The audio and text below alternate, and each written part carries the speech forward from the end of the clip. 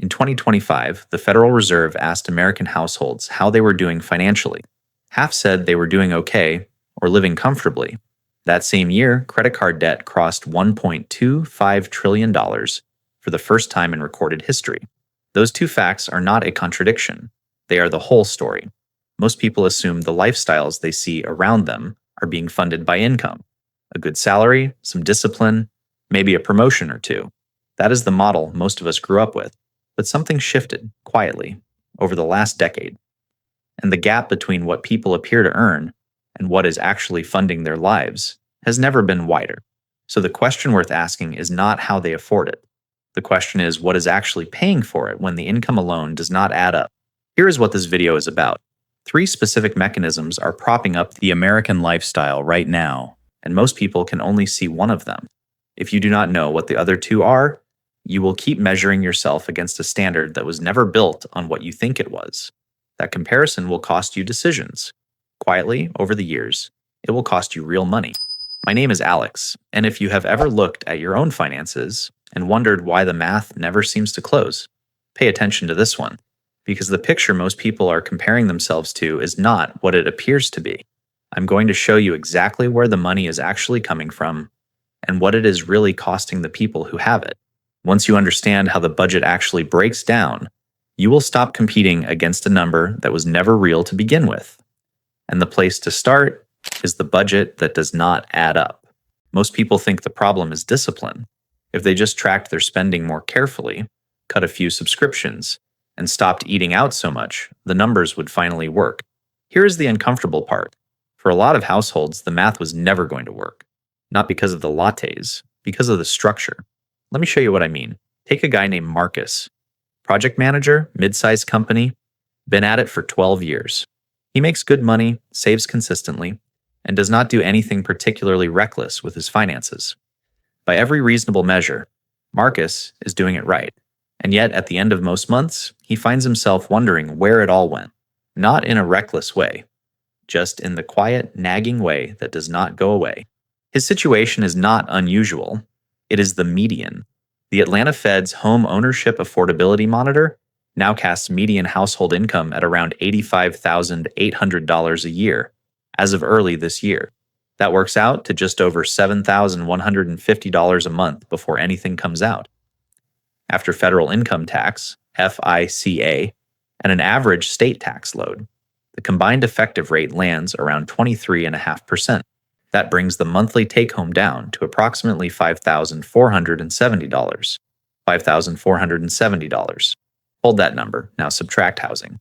A household that bought or moved into a home in 2024 or 2025 is currently paying a median of around $2,300 per month. That is principal, interest, property taxes, and insurance combined, based on the Census American Community Survey data and the Federal Reserve household surveys. After that payment clears, $3,170 remain. Next, subtract the average new car payment. According to Experian's most recent State of the Automotive Finance Market report, the average monthly payment on a new vehicle hit $770 this year, an all-time high. $2,400 left, then subtract full coverage car insurance. Bankrate currently puts the national average at $225 a month. That brings the remaining balance to $2,175. $2,175. For everything else, groceries, utilities, gas, internet, healthcare premiums and out-of-pocket costs, student loan payments, home maintenance, retirement contributions, childcare, if that applies. And that is before a single discretionary dollar gets spent. No dinner out, no weekend trip, no birthday gift, no streaming service, nothing. Now, you are probably thinking that Marcus could just buy a cheaper car or live somewhere less expensive. And yeah, on the surface, that seems like the answer. But here is what changes the math. These are not Marcus's numbers. These are median numbers. This is the midpoint. Half of American households are doing this on less. The issue is not a budgeting failure. The issue is that the fixed costs of a fairly ordinary American life in 2026 consume the income of a median American household before that household gets to make a single real choice. The structure is the problem. The math breaks at the foundation, not at the edges. And this is where it gets interesting, Because when you look around and see people living well above what these numbers would allow, the new house, the new car, the vacations, all of it running simultaneously, there are really only two explanations. Either their budget works in a way yours does not, or something else is paying for it. Spoiler, it is usually something else. And that something else has a name. It is the hidden income that most people never see, never talk about, and rarely account for when they are comparing their own lives to everyone else's. The housing trap. There is a number that does not get talked about enough. It is not your mortgage rate. It is not your credit score. It is the gap between what a home costs and what a household actually earns. Because right now, that gap is not a rounding error. It is a structural wall. And for most American households, it has been quietly moving in the wrong direction for years. Let us stay with the budget from a moment ago. That $2,300 monthly housing payment is doing more damage than it looks like on paper. Run it against gross income, and it lands at 32%. That is before a single tax dollar comes out. Against actual take-home pay, it is 42%. For decades, the standard guidance was simple. Keep housing below 30% of your gross income. Not your take-home, your gross. That was the ceiling. Right now, for anyone who bought or moved in the last 2 years, 30% of gross is where it starts. And that is assuming you could get in at all. The National Association of Home Builders ran the affordability numbers earlier this year. Qualify for a mortgage on a median-priced new home at current rates, a household needs an income of $1,366 a year. The actual median household income is around $85,800. That is a gap of roughly $55,000. You cannot save your way across that gap. You cannot side hustle your way across it in any reasonable time frame. It is structural. 65% of American households currently cannot afford the median-priced new home. Not, will not, cannot. The math simply does not clear underwriting standards at their income level. Think about what that actually means. In a country where homeownership has been the default mechanism for building long-term financial security, nearly 2/3 of households are priced out of the median entry point. That is not a fringe problem. That is the center of the distribution. Consider someone like Diane. She's a high school vice principal in a mid-sized city, with a household income of around $95,000 with her partner. They have been saving for a down payment for 3 years. Disciplined, no major debt, solid credit. They are not reckless. By any normal definition, they are doing everything right. And yet every time they run the numbers on a home that would fit their family, the monthly payment comes back at somewhere between 40 and 45% of their gross income. Every lender they talk to technically approves them. None of them is excited about it. In a survey published earlier this year, 62% of Americans said buying a home in 2026 is simply unrealistic for them. Not difficult, not delayed, unrealistic. That is not a sentiment driven by people who gave up too easily. That is a sentiment driven by people who have run the numbers and watched the answer come back the same way, repeatedly. Here's the piece that really sticks with me. The typical first-time buyer in America is now 40 years old. That is a record. 5 years ago, it was 33. Every year that the entry point moves later is another year of equity not building, another year of rent going out instead of principal coming in, another year that compound growth could have been working and is not. The people who do get in before 40 are not, on average, out-earning the ones who cannot. They are accessing something different, a different kind of resource, one that does not show up on a pay stub or a tax return, which brings us to the part of this story that explains more than any income figure ever could. The hidden income that funds the lifestyle and quietly rigs the comparison for everyone who does not have access to it. The hidden income. Flip a coin. Whatever it lands on, that is the odds that the person you are comparing yourself to is receiving regular financial help from their parents right now. Not a one-time gift, not a loan that got quietly forgiven. Regular, ongoing, monthly support. That is not a guess. That is what the data says. According to the most recent data from savings.com, half of American parents with adult children are currently providing regular financial assistance to them, not occasionally, consistently. Average monthly contribution, $1,474. For parents supporting adults between 18 and 28, that number climbs to $1,813 a month. Annualized, that is $21,756 a year, flowing into someone's life that registers nowhere on their income statement, nowhere on their LinkedIn profile, and nowhere in the mental model you are using when you compare your situation to theirs. That is the hidden income, and it is everywhere. Take someone like Jordan, 29 years old, works in marketing, rents a decent apartment in a mid-sized city, takes a couple of trips a year, drives a relatively new car. From the outside, Jordan looks like someone who figured it out young, ahead of the curve, doing well. What is not visible is the $1,400 that lands in Jordan's account from his parents on the first of every month. Not because Jordan is struggling, just because his parents can and do. That single transfer changes everything about what his life looks like from the outside. It is the difference between a budget that breathes and one that suffocates. Now multiply Jordan by millions. The down payment picture makes this even clearer. The National Association of Realtors found in their most recent report that roughly 24% of all first-time homebuyers used family gifts or loans to help cover their down payment. Among Gen Z homeowners specifically, that number rises to nearly 80%. So when you watch someone your age close on a house, there is a better than even chance that a parental transfer was part of what made it possible. You are not competing against their savings rate. You are competing against their family's accumulated equity.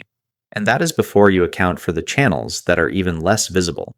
1 in 3 adults between 18 and 34 currently lives with their parents, according to census data.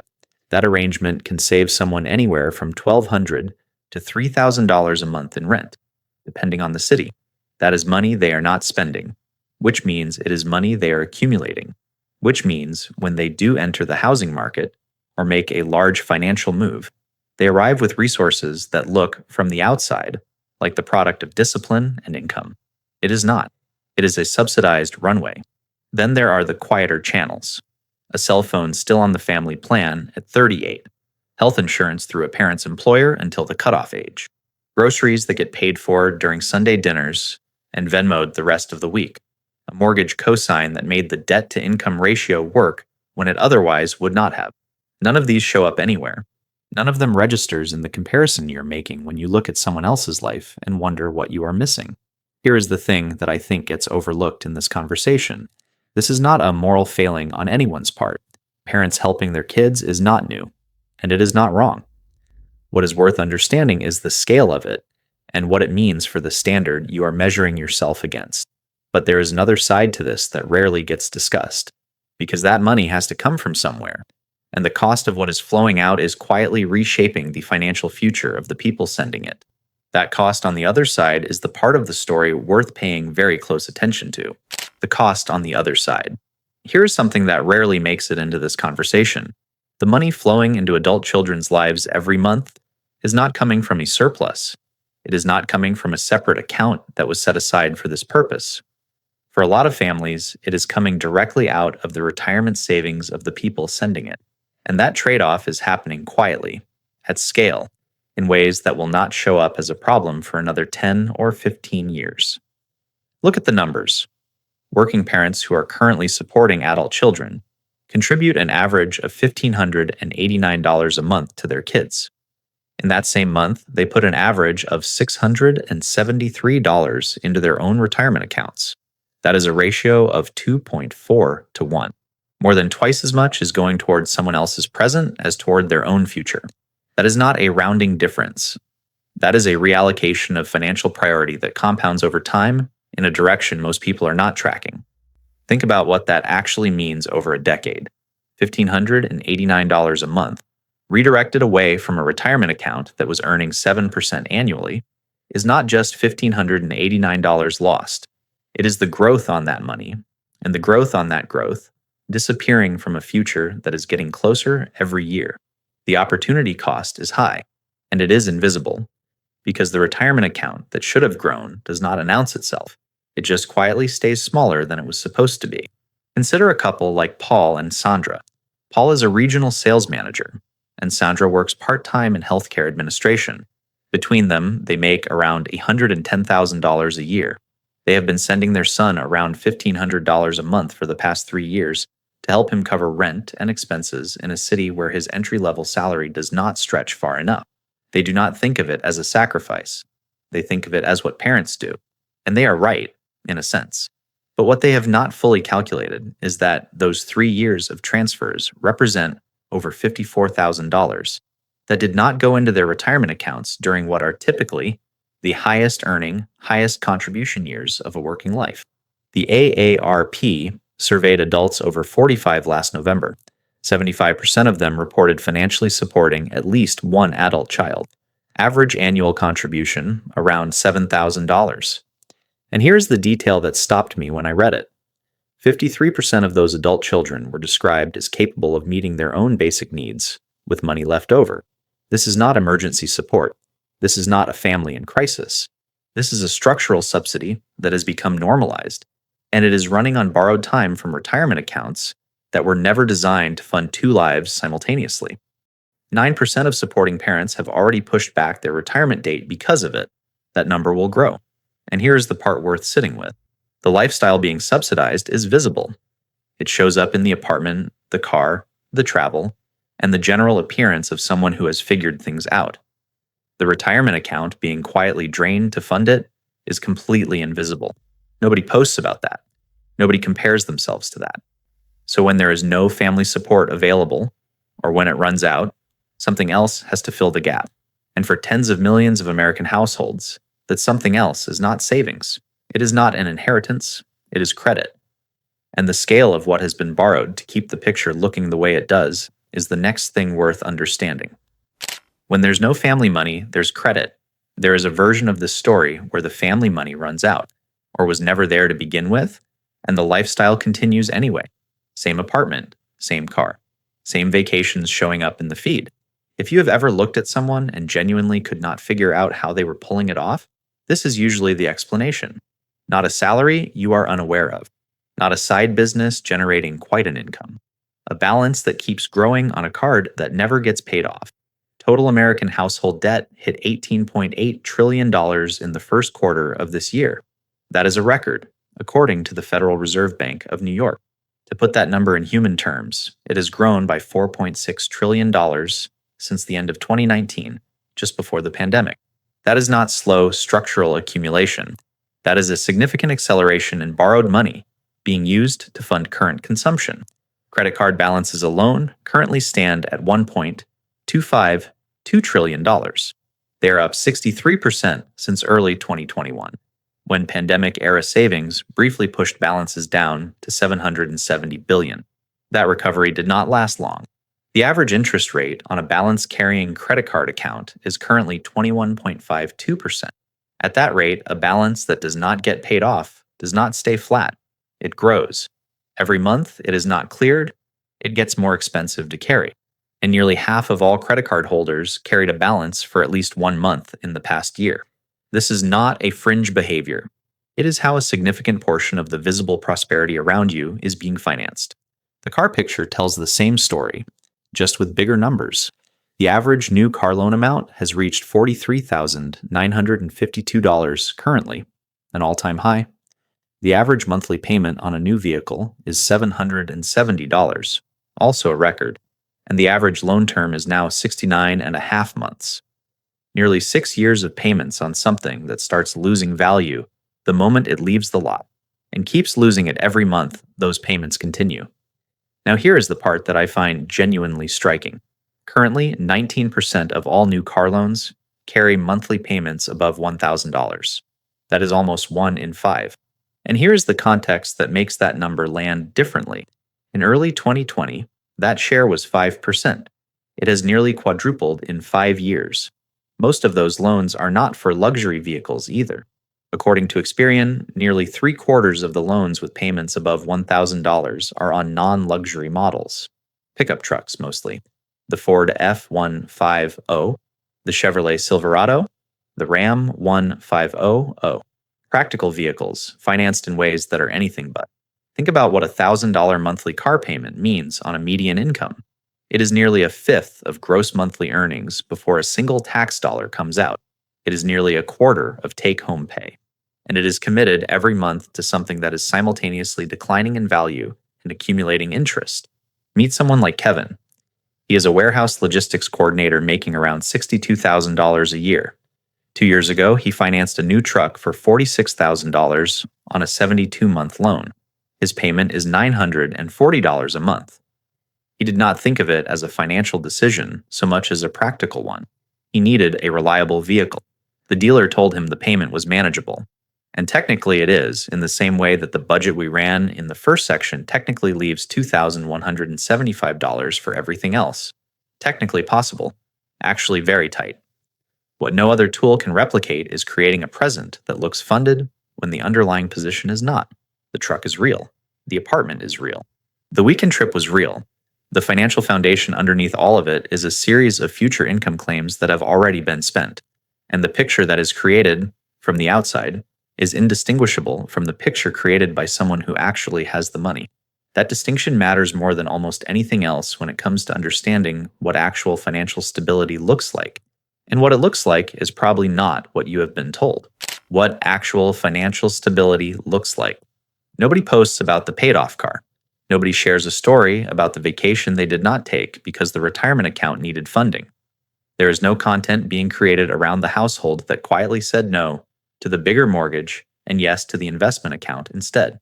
That version of financial life is almost entirely invisible, which is exactly why it is so easy to underestimate how common it is among the people who are actually building something real.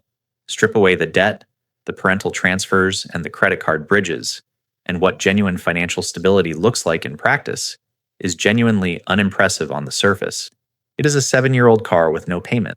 It is a mortgage that does not require 2 incomes to stay intact to service. It is a savings account with enough in it that a $2,000 unexpected expense is an inconvenience, not a crisis. It does not photograph well. It does not generate envy. It just works month after month without requiring anything borrowed from the future to stay intact. Here is a practical way to apply everything from the last few sections to your own situation. Start with one ratio. Add up every fixed monthly obligation you have: housing payment, car payment, insurance, minimum debt payments, and any subscriptions you cannot cancel without consequence. Divide that total by your monthly take-home pay. If that number is above 50%, every other financial decision you make is happening inside whatever is left. You are not making free choices with the remainder. You are managing a constraint. That single ratio tells you more about your actual financial position than your income, your credit score, or your savings rate. Second, the next time you find yourself making a comparison to someone else's lifestyle, run a quick mental audit. How much of what you're looking at would still exist if the parental support stopped tomorrow? If the credit card minimum suddenly became the full balance? If the loan term ended and there was no rollover? A lifestyle built on those inputs is not stable. It is suspended. And the difference between suspended and stable is invisible until something stops. Third, consider one path that does not get nearly enough attention for the math it can produce: house hacking. The concept is straightforward. You buy a small multi-unit property, a duplex, or a small triplex, live in one unit, and rent the others. The rental income from the other units offsets part or all of your mortgage payment. You are building equity in an asset while someone else's rent covers the cost of holding it. It is not glamorous. It requires tolerance for being a landlord on a small scale, but the financial math is genuinely different from the standard single-family purchase, and it does not require a parental gift, a cosign, or a credit card bridge to make the numbers work. Think about what that position looks like in 10 years. A paid-down asset with equity, a housing cost that was partially subsidized by tenants the entire time, a monthly cash flow that was never entirely consumed by a single residence. That is not a hack in the dismissive sense. That is a structural advantage built through one decision, made early enough to matter. The point is not that everyone should buy a duplex. The point is that the standard consumer path, the one that produces the lifestyle most people are comparing themselves to, is rarely the only path. It is just the most visible one, because it is the one being performed the loudest. Real financial stability tends to be quiet. It tends to be boring, and it tends to compound in the background while the performance around it gradually becomes unsustainable, which brings everything in this video back to one question worth sitting with, a question that cuts to the heart of what we have actually been talking about all along. Now you know it. Here is what all of this actually comes down to. The gap you feel between your financial life and everyone else's is not evidence that you are behind. It is evidence that the picture you are comparing yourself to was never fully real. It was leveraged, subsidized, or quietly borrowed from a future that has not arrived yet. That is not a personal failure on your part. That is a system doing exactly what it was built to do. A few things worth holding on to. The bank's approval number is not your number. Parental money is real money. It just is not income. Debt is not prosperity. It is future income that has already been spent. And boring, quiet, and unsexy is what actual financial stability looks like from the outside. The practical question to sit with is this. Look at your fixed obligations, your housing, your car, your debt minimums, and ask whether the choices you're making right now are building a position or maintaining an appearance. Those are different projects. Only one of them ends somewhere worth going. If this landed for you, share it with someone who is stuck in that comparison. Subscribe if you want to keep pulling back the curtain on how money actually works. And if you want to go deeper on one specific piece of this, why housing got this expensive, and who actually benefits from it staying that way, that is exactly where we are going next.